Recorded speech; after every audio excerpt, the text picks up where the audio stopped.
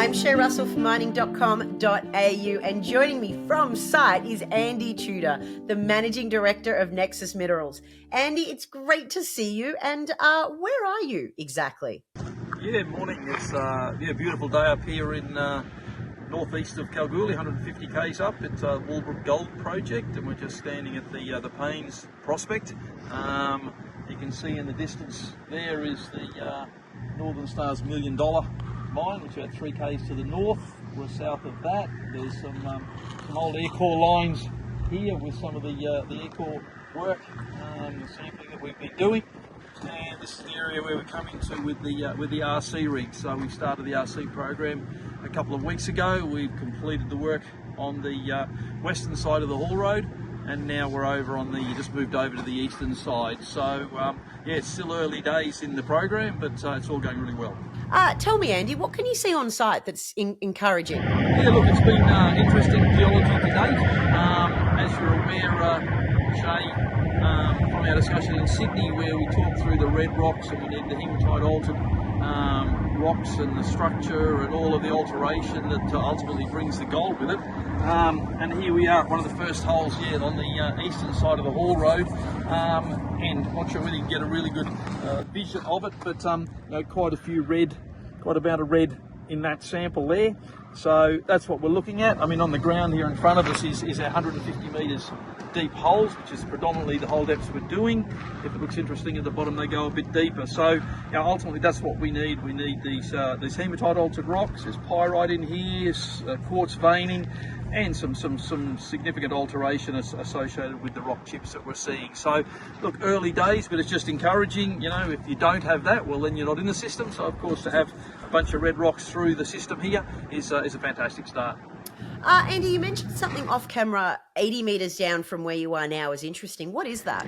Yeah, sure. So as we've seen, we're running our lines, again, roughly east-west, just slightly off that.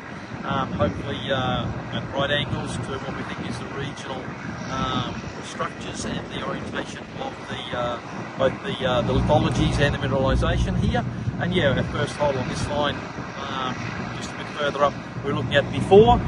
We've moved down here again, another 156 metre deep hole. These are all metre samples on the ground. We collect them in 4 metre composites initially, and then when we have the mineralised zones, we come back and then there's 1 metre samples put into the 2 calico bags here for sampling afterwards. And again, we're just having a look through some of the rocks here, and again, the same as we were looking at up there. We're chasing these red rocks and the altered rocks, and certainly that's what we're seeing in this hole as well. So again, it's all about being in the right place, in the right mineralogy and the right alteration, and hopefully mineralisation. So you've got to be in it to win it, and certainly so far the holes are looking interesting at least, and we're certainly intersecting what we plan to intersect.